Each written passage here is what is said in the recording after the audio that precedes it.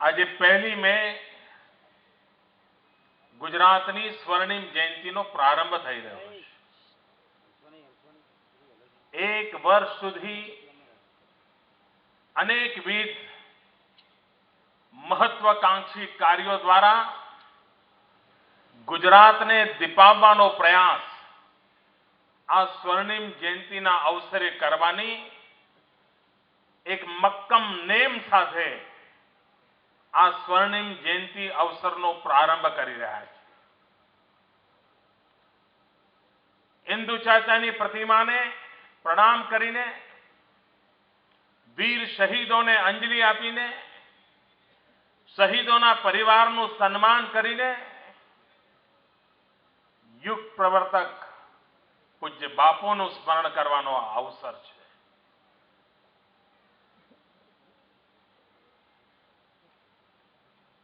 રાજનીતિથી ઉપર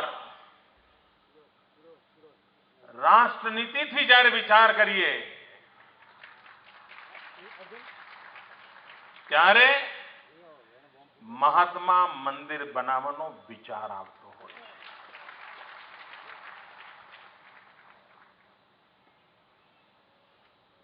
રાજનીતિ દલની ગતિવિધિ હોય છે, રાષ્ટ્રનીતિ દેશની ગતિવિધિ હોય છે। અને આ અવસર રાષ્ટ્રનીતિનો છે, દેશહિતનો છે, જે રાજનીતિથી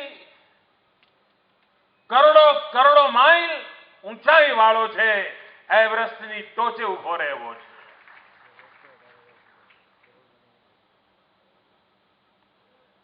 આટલા વર્ષો થયા ગાંધીનગરને,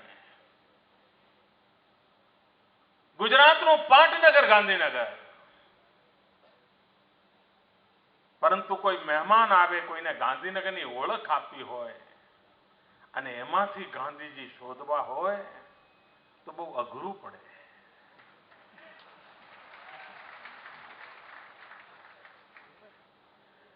ભૂતકાળમાં આવું કેમ નહીં થયું હોય એ પ્રશ્ન બધાને ઉઠશે, પણ કદાચ ઘણા સારા કામો માટે ઈશ્વરે મારી પસંદગી કરી છે।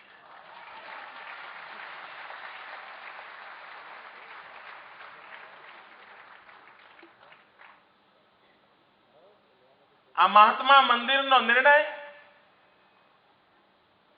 મિત્રો આ એક ભવન નથી, ઇમારત નથી, મારા મનમાં એક સપનું છે। એ સપનું આજે પહેલી વાર હું ગુજરાતની જનતા જનાર્દનના સામે વ્યક્ત કરવા માંગુ છું।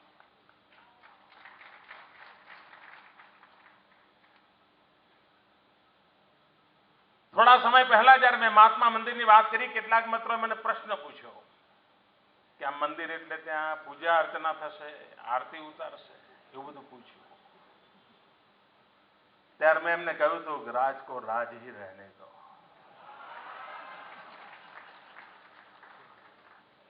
જે લોકો ગુલામી માનસમાં ઉછરેલા છે, જે લોકો પશ્ચિમથી દોરવાયેલા છે, એમના માટે મંદિર સમજવું મુશ્કેલ કામ છે।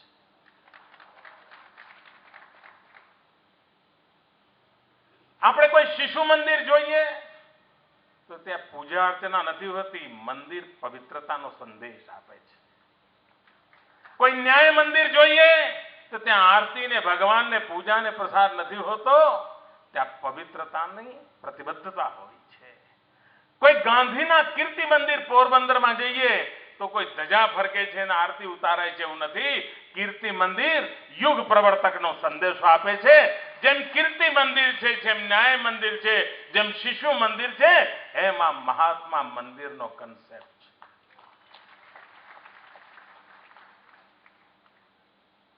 આ મહાત્મા મંદિરના નિર્માણમાં વિશ્વની નદીઓનું પાણી,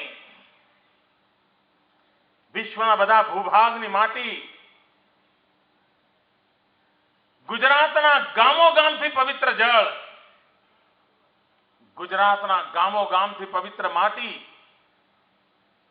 એના નિર્માણ કાર્યમાં વાપરવી છે। પ્રતિકાત્મક રીતે પૂજ્ય બાપુ અમારા ગુજરાતની નું ગૌરવ, વિશ્વ માનવ અને એક ગુજરાતી તરીકે એનું ગૌરવ સવાયું લેવા માટેની મથામણ ગુજરાતીની હોય એવું સ્વાભાવિક છે. અને તેથી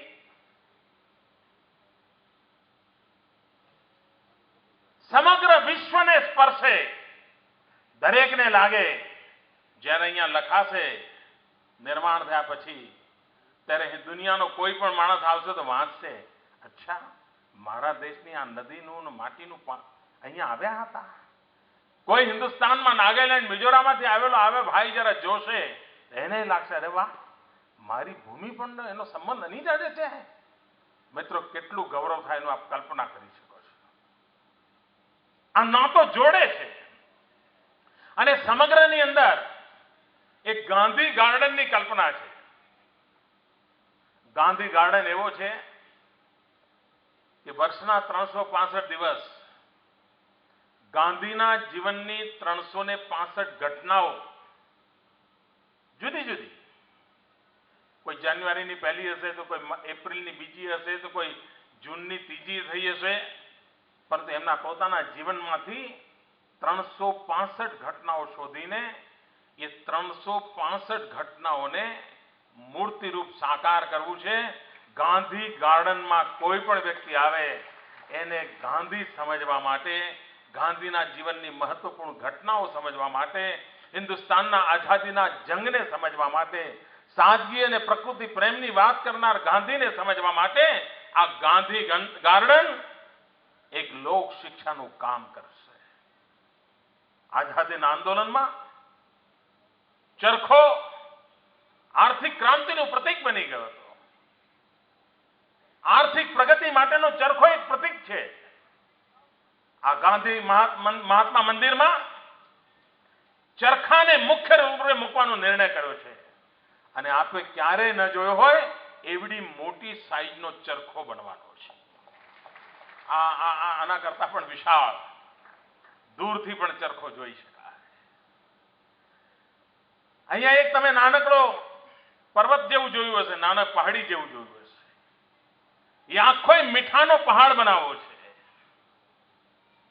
અને દાંડી એક નમક ચપટી ઉપાડીને અંગ્રેજ સલ્તનતને ઉખાડી ફેંકી હતી બાપુએ.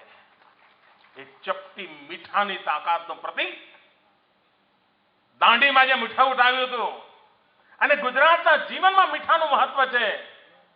અને અમે ગર્વથી કહીએ છીએ આ દેશમાં કોઈ એવો નાગરિક નહીં હોય જેણે અમારું નમક ન ખાધું હોય.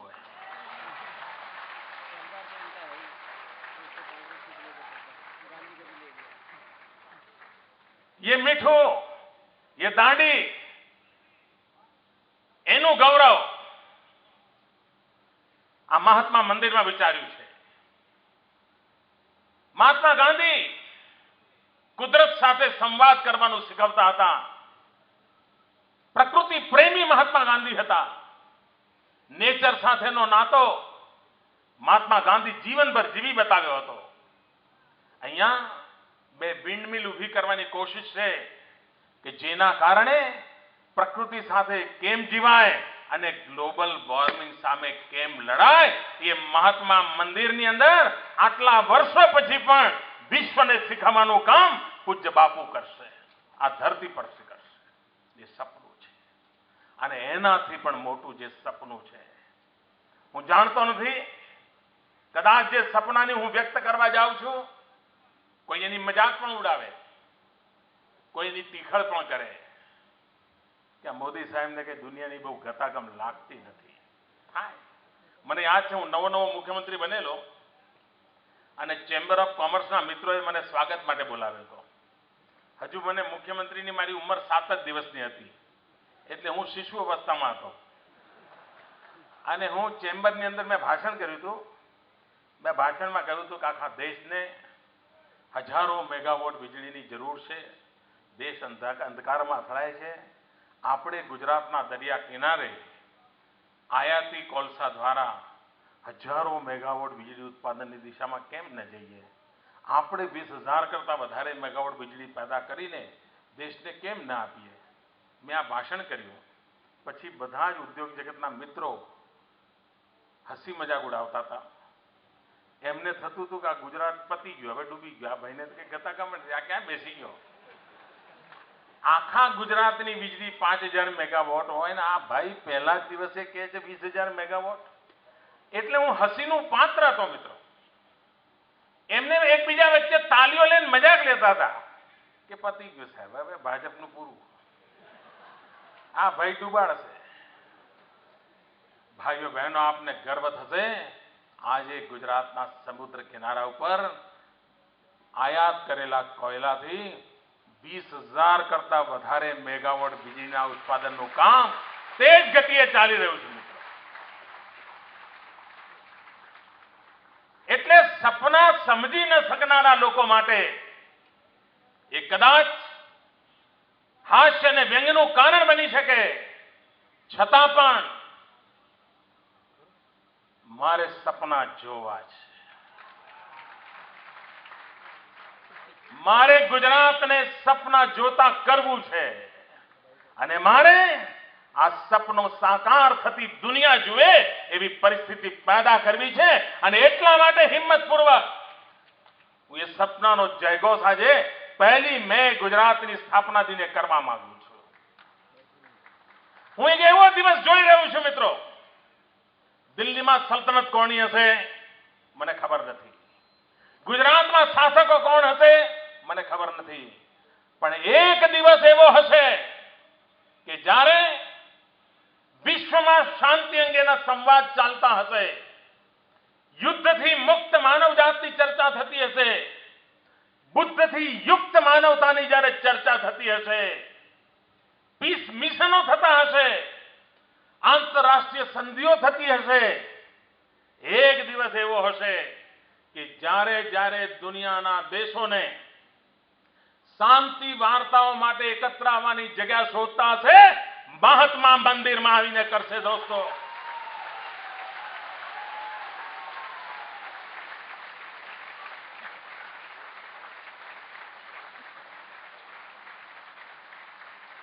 આ મહાત્મા મંદિર દુનિયાના પ્રત્યેક નદીનું પાણી, દુનિયાની પ્રત્યેક ભૂભાગનું પાણી, દુનિયાના પ્રત્યેક સમુદ્રનું જળ જેમાં અભિષિક્ત થયું હોય અને જેને જીવન પર્યંત શાંતિને માટે, અહિંસાને માટે, વિશ્વ કલ્યાણને માટે, માનવતાને માટે પોતાનું જીવન ખપાવી દીધું હોય એવા તપસ્વી, તેજસ્વી, યુગ પુરુષ પૂજ્ય બાપુનું નામ જે ભૂમિ સાથે જોડાયું હોય, એ ભૂમિ પર જ્યારે દુનિયાના રથી મહારથીઓ એકત્ર આવીને શાંતિ માટેની વાર્તા કરશે, મને વિશ્વાસ છે કે આજે ન્યુયોર્કમાં કે વોશિંગ્ટનમાં યુએનની છત્રછાયા નીચે થતી શાંતિ વાર્તાઓ ભંગ થતી હશે, અધૂરી રહી જતી હશે, પરંતુ મહાત્મા મંદિરમાં થયેલી પ્રત્યેક શાંતિ વાર્તા પૂરા વિશ્વને શાંતિ માટે, અહિંસા માટે પ્રતિબદ્ધ કરશે.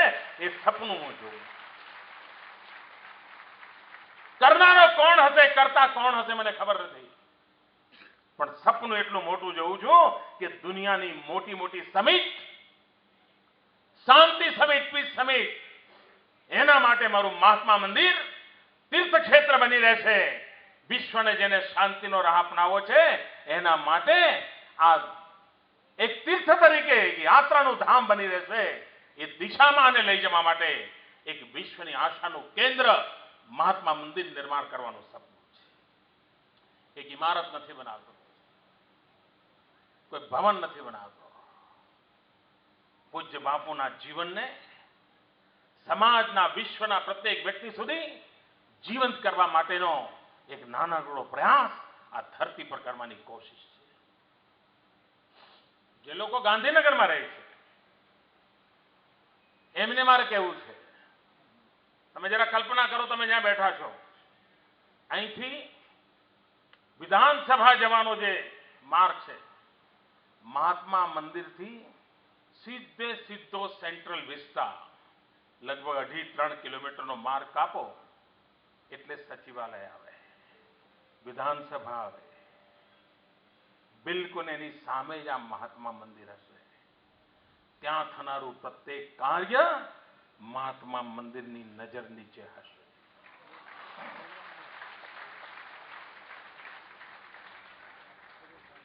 દુનિયામાં સમૃદ્ધ દેશોમાં તમે જે રચના જુઓ છો, દાખલા તરીકે દિલ્હીમાં રાષ્ટ્રપતિ ભવન ને ઇન્ડિયા ગેટ જુઓ, એ જે આખું દ્રશ્ય છે એવું દ્રશ્ય મહાત્મા મંદિરની સામે સચિવાલય, વિધાનસભા અને એની પાછળ એક ત્રીજું નિર્માણ કરવાની મેં સૂચના આપી છે. એ છે પંચામૃત ભવન, પંચશક્તિઓ માટેનું ભવન. એની પાછળ મારું સીધી ફિલોસોફી છે કે મહાત્મા મંદિર પ્રેરણાનું કેન્દ્ર, વિધાનસભા સચિવાલય પુરુષાર્થનું કેન્દ્ર અને પંચામૃત પરિણામનું કેન્દ્ર.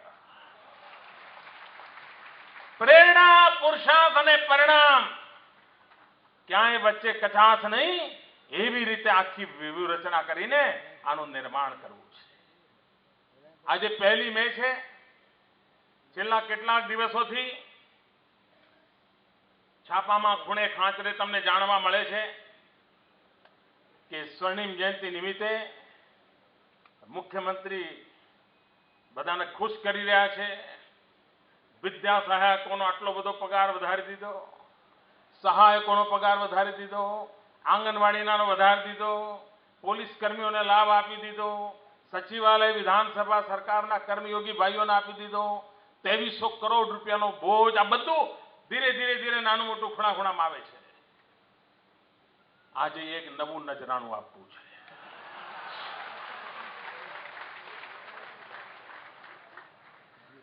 અત્યાર સુધી ગાંધીનગર એક વસાહત રહ્યું છે.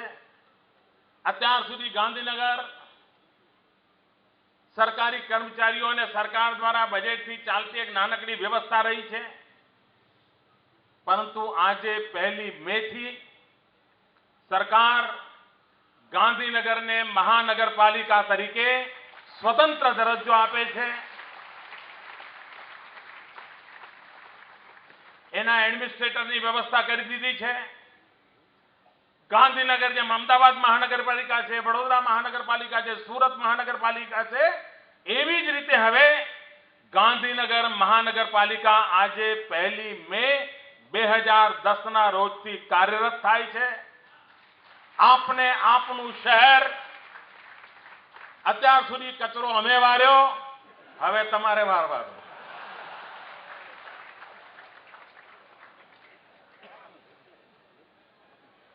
જનતા જનાર્દન જવાબદારી ઉપાડે,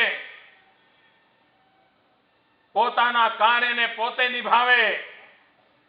પૂજ્ય બાપુનો સંદેશ અહીંયા પણ ચરિતાર્થ કરગે એ ભૂમિકાથી. અને ભાઈઓ બહેનો, મારે ગુજરાતના સૌ નાગરિકોનો એક આભાર માનવો છે. ગઈકાલે અડવાણીએ કહ્યું એમ 50,000 કરતા વધારે સ્થાનો ઉપર 18,000 ગામમાં દરેકે પોતપોતાની રીતે જયનાટ કરીને આ સ્વર્ણિમ જયંતિને આવકારો આપ્યો છે. કરોડો લોકો આ સ્વર્ણિમ જયંતિને આવકારવા માટે થનગી રહ્યા હોય ત્યારે મને વિશ્વાસ છે મિત્રો, આજે જનચેતના જાગી છે. આ જનચેતના આવતીકાલના સમૃદ્ધ, શક્તિશાળી ગુજરાતને નિર્માણ કરવાની ગેરંટી રૂપ હું જોઈ રહ્યો છું. મિત્રો, એને ગેરંટી રૂપે જોઈ રહ્યો છું. આજે શિલાન્યાસ થયો છે, પણ તમારી માહિતી માટે આજે જ કામ ચાલુ થવાનું છે. કાલે રવિવારે પણ નો રજા. કારણ 1 મે 2011 આજે આપણે સમિયાણામાં બેઠા છીએ. મારે 1 મે 2011 આ ભવનની અંદર કાર્યક્રમ કરવો છે.